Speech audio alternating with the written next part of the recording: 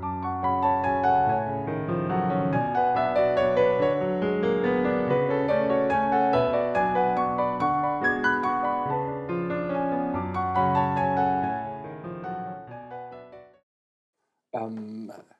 understand that planes must be registered in order to be operable. Yes. Does the jurisdiction of the registration play an important role? Does it matter at all? And if so, is it important? Yes, I think it matters, and it's you know, there is a perception out there that you have these funky registers in, you know, some funky islands to not pay taxes and things like this, and I think that's just plainly wrong perception. Nowadays, the you know, questions of taxes is a very, let's say, there's a lot of transparency there. You know, there is the fact that, and you know, we are dealing with private aircraft. They have passenger manifests, so. And guess who's flying a private aircraft? You know, it's usually the people who own the aircraft. So there is a big, you know, transparency with respect to that. But the choice is often made based on you know, practical considerations as simple as, oh, for example, if we register in a you know, and I don't want to name specific jurisdictions now, but let's say a jurisdiction of a rather sizable European country, the authorities are rather slow because they have stack of piles there, and you know, it would take them, you know, you get the information, hey, we're going to take you 3 weeks to process, and you don't have that time. You don't want to have that time. You want to go on.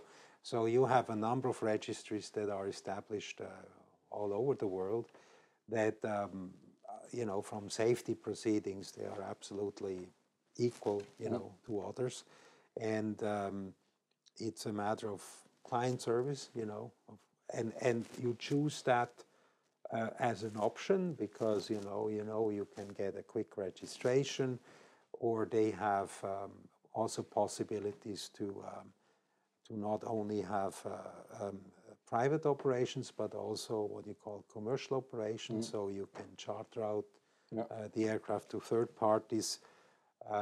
There's a number of considerations. Sometimes a client wants a specific registry because all, you know, the different registries, they start with different letters.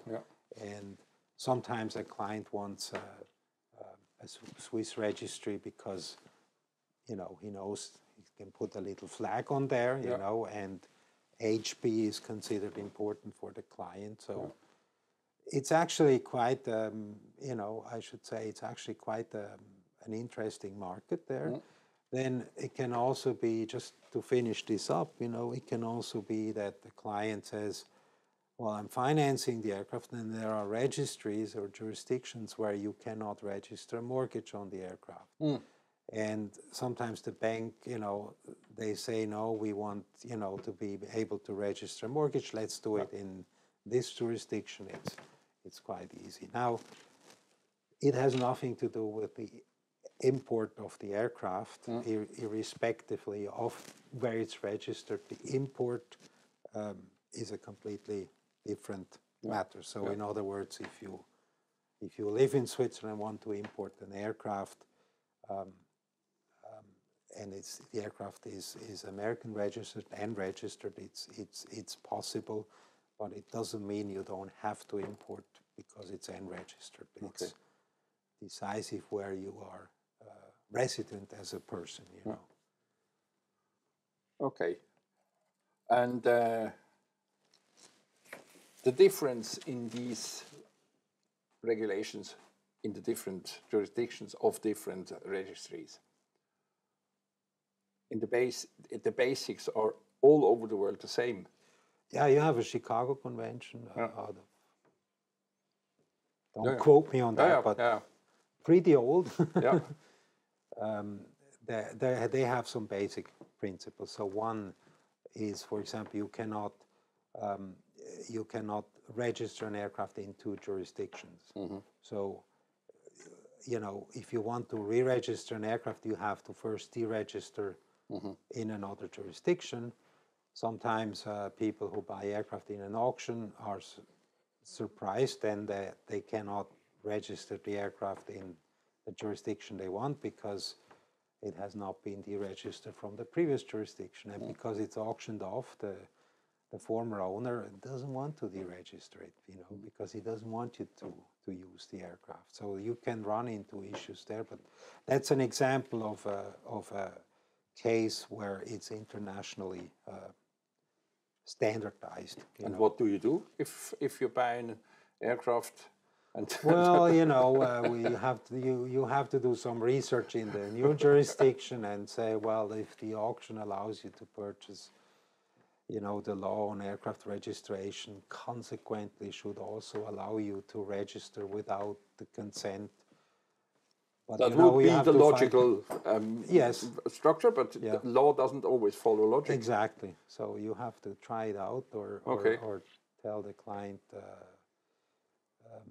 maybe find another solution or you know, sometimes it helps to check questions before, you know. Of course. But you can't usually you find solutions, but it takes time. Yeah. And time is money with these aircraft, and that's what's putting a lot of stress usually and pressure. Yeah. That's what I imagine now. Aircraft who don't cost money, and if they don't move, they cost even money. More money. It's just so time is of the essence. Yeah. No, thank you. I, for my part, have asked everything I wanted to ask. Do you have anything to add from your side? Well, I just, you know, I think it's a very interesting area of practice, you know, because I mean we're talking as lawyers, and you have a number of legal fields that are affected. So we talked about purchase and sale. You have financing that comes in, you have lease come in, you have tax questions that come in, and you have a bunch of other questions, also liabilities in case there are accidents or litigation. And I think it's one of the areas of the law that is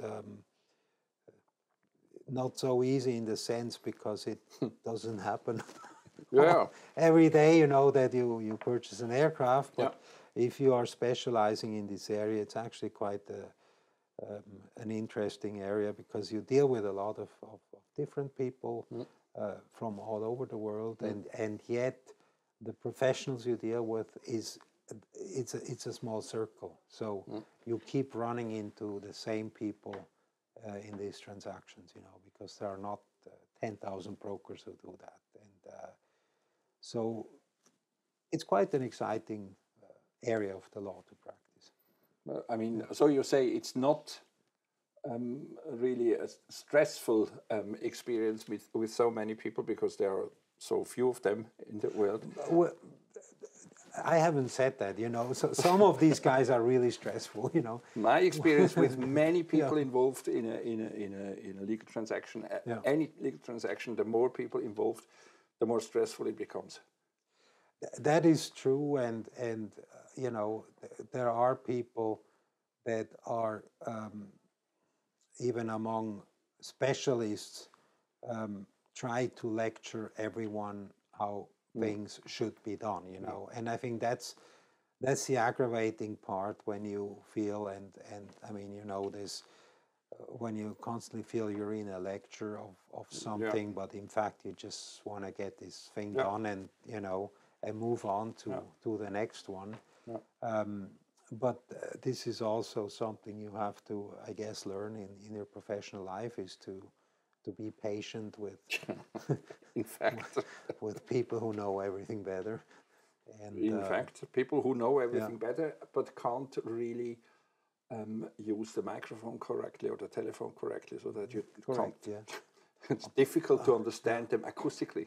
And on the other hand, you have to be open to new things that you don't know, because the complexity of it is always that it makes it in every transaction you learn something new that you haven't known or that you haven't seen in this particular way, you know. Okay. So when are you getting your pilot's license? No. I'm too old for that, to tell you the truth. And it's really, I mean, I'm fascinated by the complexity of the thing, but then not all complex things must be experienced. I mean, I'm happy that there are specialists like you, and I can ask you. Yeah. Do you have a pilot's license? I'm not current. I did it years ago, but I did not have enough time, or I didn't devote enough time to stay current, so to keep going flying. You must have a certain amount of hours flying. Yes, and that means a certain amount of time which you have to invest, and I just didn't have the, well, I really didn't have the time, but that was my choice, you know. Of course, But it helped me to, it helped a little bit, not too much, but it's nice because you can have a conversation with somebody who flies, and then usually there's always a connection when you have a license, so you know about this and that, you know, so that is quite helpful, you know. Other than that, you know, there's the usual joke, you know, the difference between a pilot and an aircraft. People say, no, I don't know. So the aircraft stops making noise after landing, you know. So the pilots, and you know, maybe I'm gonna conclude with this, but when you have transactions, pilots are always an important part of the transactions, because they are the people who have the trust of the owners, because the owners put basically their lives in the hands of the pilot, you know. But then pilots sometimes, you know, start to mix up the roles that they have, you know, and they try to be involved in the transaction. And sometimes it's very helpful, sometimes it's less helpful. As always. Okay. Thank you very much. Good. And see you another time.